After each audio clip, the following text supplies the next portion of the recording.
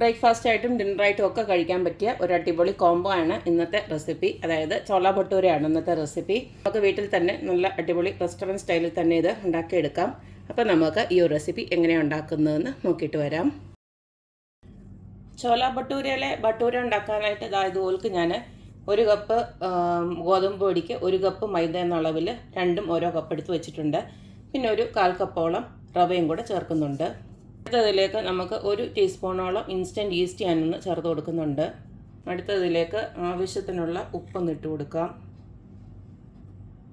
അടുത്ത് നമുക്കിതിലേക്ക് ഒരു 2 ടീസ്പൂണ് പഞ്ചസാര ഇട്ട് കൊടുക്കാം. ആ ഈസ്റ്റൊക്കെ ഒന്ന് ആക്റ്റീവായിട്ട് വരാൻ വേണ്ടിയിട്ടാണ്. അടുത്ത് നമുക്കിതിലേക്ക് അധികം പുളിയില്ലാത്ത ഒരു 2 ടേബിൾ സ്പൂണ് തൈരൊന്ന് ഒഴിച്ചു കൊടുക്കാം. ഇതെല്ലാം ആദ്യം ഒന്ന് മിക്സ് ആക്കിയിട്ട് നമുക്ക് കുറേശ്ശെ വെള്ളം ഒഴിച്ചു കൊടുത്ത് നല്ല രീതിയിലൊന്ന് കുഴച്ചെടുക്കണം.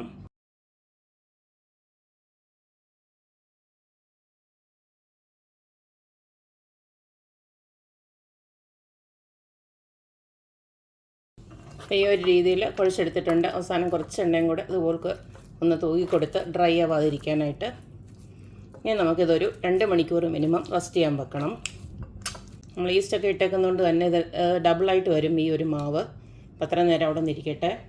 ചോല ഭട്ടൂരയുടെ ഓൾറെഡി നമ്മൾ ഭട്ടൂരയ്ക്കുള്ളത് കുഴച്ച് വെച്ചു. ഇനി നമുക്ക് ഈ ചോല ഉണ്ടാക്കാനായിട്ട് ഇതുപോലക്ക് നമ്മളെ വെള്ളക്കടല ഉണ്ടല്ലോ, അതൊരു 400 ഗ്രാമാണ് ഞാനിപ്പം എടുത്ത് നന്നായിട്ട് കുതിർത്ത് വെച്ചിരിക്കുന്നത്. ഒരു 6-7 മണിക്കൂറെങ്കിലും നമുക്ക് ഈ ഒരു വെള്ളക്കടല നന്നായിട്ട് കുതിർത്തെടുക്കണം. നമുക്കിതിലേക്ക് വേണ്ടത് ഒരു 3 സവാള ഞാൻ ഇതുപോലെ എടുത്ത് വെച്ചിട്ടുണ്ട്. പിന്നെ ഒരു 3 ടൊമാറ്റോ, പിന്നെ ഒരു 5-6 അല്ലി വെളുത്തുള്ളി ഉണ്ട്, ഒരു വലിയ കഷ്ണം ഇഞ്ചി, പിന്നെ 5-6 പച്ചമുളക്. ഇതെല്ലാം നമുക്കൊന്ന് നന്നായിട്ട് അരിഞ്ഞെടുക്കണം. ഇവിടെ ഞാനിപ്പോൾ എല്ലാം നല്ല ഫൈനായിട്ട് അരിഞ്ഞെടുത്തിട്ടുണ്ട്. ചോപ്പറിലാണ് അരിഞ്ഞെടുത്തിരിക്കുന്നത്. തക്കാളിയും അതുപോലെ തന്നെ ചോപ്പറിലിട്ട് നന്നായിട്ട് അരിഞ്ഞെടുത്തിട്ടുണ്ട്. ഇനി നമുക്ക് നമ്മുടെ കറി ഉണ്ടാക്കി തുടങ്ങാം. ഞാനിപ്പോൾ നമ്മുടെ ആ കടലക്കറി ഉണ്ടല്ലോ, അത് ഞാൻ ഉണ്ടാക്കുന്ന ഒരു 1 pot റെസിപ്പി ആയിട്ടാണ്. അതായത് ഞാൻ നമ്മുടെ കുക്കറിനകത്താണ് ഉണ്ടാക്കുന്നത്. അപ്പോൾ അതിലോട്ട് എല്ലാം വഴറ്റി ചേർത്തൊഴിക്കാനായിട്ടാണ്. അപ്പോൾ കുക്കറിനകത്തോട്ട് കുറച്ച് സൺഫ്ലവർ ഓയിലാണ് ഒഴിച്ചു കൊടുക്കുന്നത്. എണ്ണ ചൂടായി വരുമ്പോൾ നമുക്ക് കുറച്ച് അതിനെ കടുക് ഇട്ട് കൊടുക്കാം. കടുക് പൊട്ടി വരുമ്പോൾ നമുക്ക് കുറച്ച് ജീരകം ഇട്ട് കൊടുക്കാം. ചെറിയ ജീരകം, ക്യുമിൻ സീഡ്. കടുകും ക്യുമിൻ സീഡും എല്ലാം പൊട്ടി വന്നിട്ടുണ്ട്. ഇതിലേക്ക് നമ്മുടെ അരിഞ്ഞ് വെച്ചിരിക്കുന്ന എല്ലാം അവിടെ അങ്ങോട്ട് ഇട്ട് കൊടുക്കാം.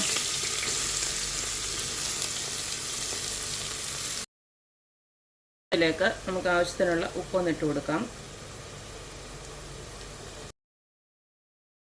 ഉള്ളിയൊക്കെ നന്നായിട്ട് വാടി വന്നിട്ടുണ്ട്. ഈ സമയം നമുക്ക് തീ നല്ലതായിട്ട് കുറച്ച് വെച്ചിട്ട് പൊടികളൊക്കെ ഒന്ന് ഇട്ട് കൊടുക്കാം. ആദ്യം തന്നെ ഒരു 1/4 ടീസ്പൂണ് മഞ്ഞൾപ്പൊടി ഇട്ട് കൊടുക്കുകയാണ്.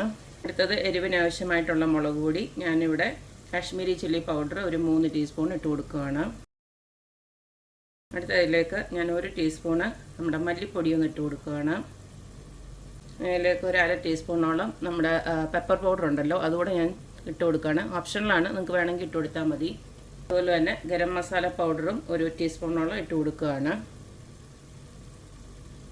അടുത്തത് ഞാൻ ഇതിലേക്ക് ഇട്ട് കൊടുക്കുന്നത് ചാട്ട് മസാലയാണ്. അതൊരു 1 ടീസ്പൂണോളം ഇട്ട് കൊടുക്കുന്നുണ്ട്. അത് ഇട്ട് കൊടുക്കുമ്പോൾ ഇതിന് നല്ല ടേസ്റ്റാണ്. ഇതിലേക്ക് ഞാൻ കുറച്ച് കസൂരി മേത്തിയാണ് ഇട്ട് കൊടുക്കുന്നത്. നമ്മുടെ ഉലുവ ഇല ഉണക്കി പൊടിച്ചത്. അത് ഇതുപോൽക്കൊന്ന് ഇങ്ങനെ അങ്ങ് ഇട്ട് കൊടുത്താൽ മതി. ഇട്ട് കൊടുത്ത പൊടിയെല്ലാം ഒന്ന് മൂത്ത് വരുമ്പോൾ നമുക്ക് ആ തക്കാളി അരിഞ്ഞ് വെച്ചവിടെ അങ്ങോട്ട് ഇട്ട് കൊടുക്കാം. തക്കാളിയും കൂടെ നല്ലതായിട്ടൊന്ന് വഴണ്ട് കഴിയുമ്പോൾ ഇതുപോലെ നമ്മുടെ ആ കുതിർത്ത് വെച്ചിരിക്കുന്ന വെള്ളക്കടലോടെ ഇതുപോലെ ഇട്ട് കൊടുക്കാം. ഇതെല്ലാം നമുക്ക് നന്നായിട്ടൊന്ന് ഇളക്കിയിട്ട് ആവശ്യത്തിനുള്ള വെള്ളമോടെ ചേർത്ത് ഒരു 4-5 വിസിൽ വരെ നമുക്കൊന്ന് വേവിച്ചെടുക്കാം. ഞാൻ കുറച്ച് വെള്ളം ചൂടാക്കാൻ വെച്ചിട്ടുണ്ടായിരുന്നു. ആ വെള്ളമാണ് ഒഴിച്ചു കൊടുക്കുന്നത്.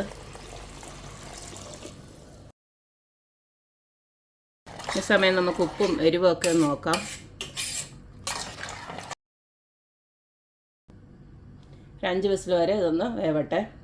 ഭട്ടൂരയുടെ മാവ് ഇതുപോലൊക്കെ 2 മണിക്കൂറിന് ശേഷം നല്ല സോഫ്റ്റായിട്ട് ഇരട്ടിയായിട്ട് വന്നിട്ടുണ്ടായിരുന്നു. ഇത് വീണ്ടും ഒന്നുകൂടെ കുഴച്ചെടുക്കുകയാണ്. നമുക്ക് ഇത് ഉരുളകളാക്കി നമ്മൾ പൂരിയെക്കാട്ടിൽ ഇത്തിരി കൂടെ ഒന്ന് വലുപ്പത്തിൽ നമുക്കൊന്ന് പരത്തിയെടുക്കാം. വലുപ്പമൊക്കെ നിങ്ങളുടെ ഇഷ്ടത്തിനനുസരിച്ച് മതി, കുഴപ്പമൊന്നുമില്ല. അങ്ങനെയാണെങ്കിലും കുഴപ്പമില്ല. ഈ ഒരു അളവിൽ 9 ഭട്ടൂര ഞാൻ ഉരുട്ടി വെച്ചിട്ടുണ്ട്. ഇനി നമുക്കിനി ഒന്ന് പരത്തിയെടുക്കാം. ഒത്തിരി അങ്ങ് തിന്നാക്കണ്ട, കുറച്ച് തിക്നെസ്സിൽ തന്നെ പരത്തിയെടുക്കണം. ഈ ഒരു രീതിയിൽ നമുക്ക് പരത്തിയെടുക്കാം. പൂരിയൊക്കെ ഇച്ചിരി കൂടെ നമ്മൾ തിക്നെസ് ഇച്ചിരി കൂടെ കൂട്ടണം. ഇതെല്ലാം ഒന്ന് പരത്തിയെടുക്കട്ടെ ഞാൻ.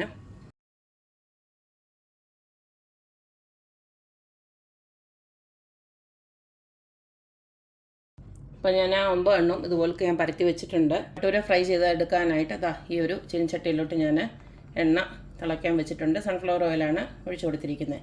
ഇനി നമുക്ക് ഓരോന്നോരോന്നായിട്ട് ഫ്രൈ ചെയ്തെടുക്കാം.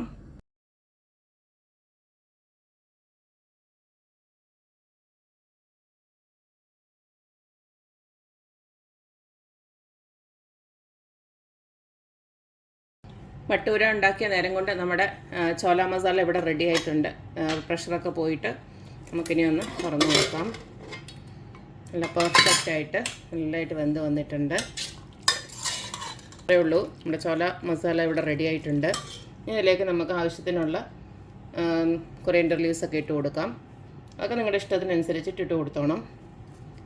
അപ്പോൾ നമ്മുടെ അടിപൊളിയായിട്ടുള്ള ചോല ഭട്ടൂര ഇവിടെ റെഡി ആയിട്ടുണ്ട്. അപ്പോൾ എല്ലാവർക്കും റെസിപ്പി ഇഷ്ടമായെന്ന് വിചാരിക്കുന്നു. അപ്പോൾ എപ്പോഴും പറയുന്ന പോലെ എൻ്റെ റെസിപ്പീസ് ഇഷ്ടമുള്ള എല്ലാവരും please like, share and subscribe. അപ്പോൾ ഇനി ഒരു അടിപൊളി വീഡിയോ ആയിട്ട് വരുന്നവരേക്കും ബൈ.